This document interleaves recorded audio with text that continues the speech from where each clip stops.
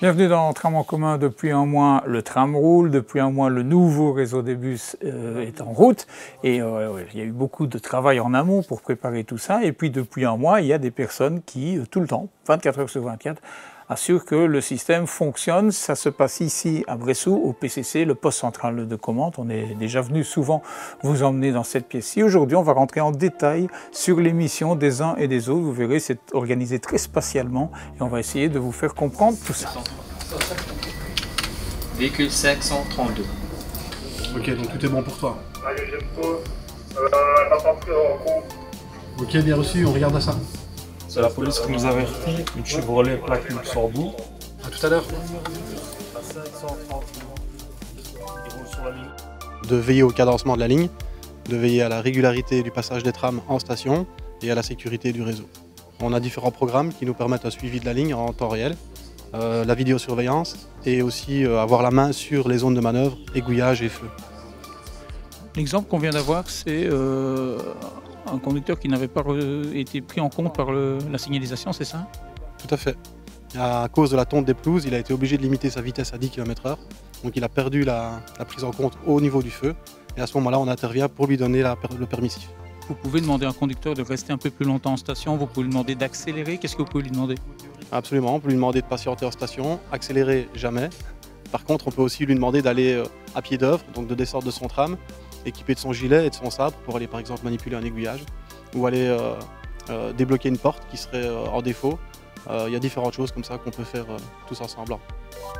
Ici, on s'occupe exclusivement de l'information voyageur. Le fait d'être à côté des régulateurs, ça nous permet d'avoir l'information en temps réel et de pouvoir avertir la clientèle le plus rapidement possible. Pour ce qui est du bus, là, c'est plus des informations en différé. Donc là, c'est des informations qui vont arriver sur le site ou l'application.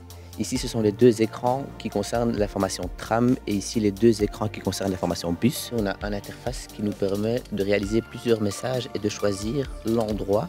Donc, on peut effectivement envoyer des messages sur les bornes, dans les rames, aussi aux stations. On a également la possibilité de parler directement, que ce soit dans les stations ou dans les véhicules, donc dans les trams. Ça arrive plus souvent que l'on ne le croit.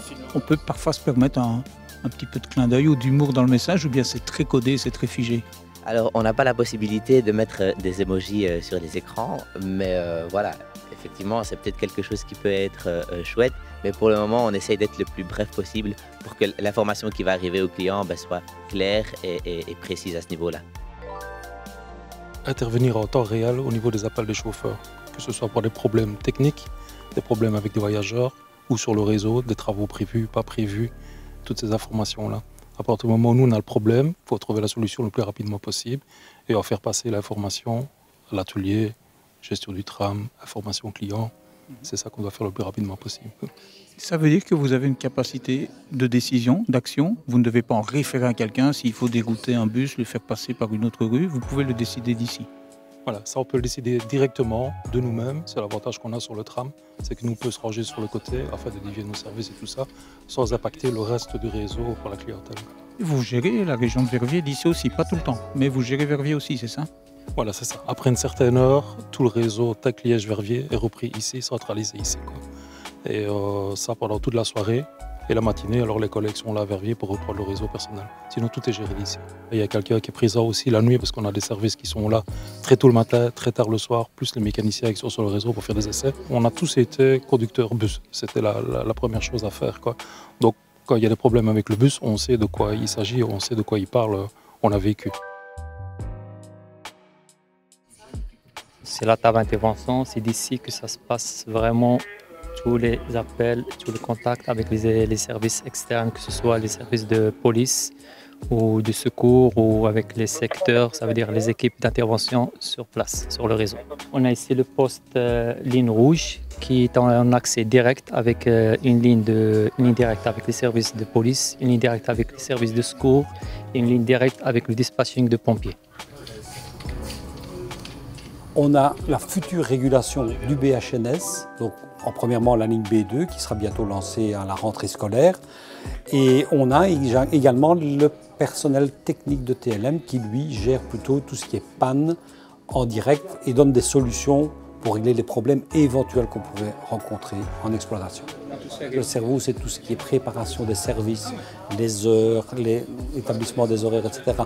Mais le cœur, c'est ce qui fait tourner la machine, c'est ce qui injecte, comme dans les artères, c'est ce qui injecte le sang un peu partout sur le réseau. Donc, on va dire que c'est plutôt le cœur. Voilà, on va laisser travailler les équipes du PCC et nous, on va se fixer rendez-vous la semaine prochaine pour un nouveau numéro de Tram en commun. On vous emmènera passer une nuit à la maintenance. À la semaine prochaine. Le tram, on l'a toutes et tous en commun.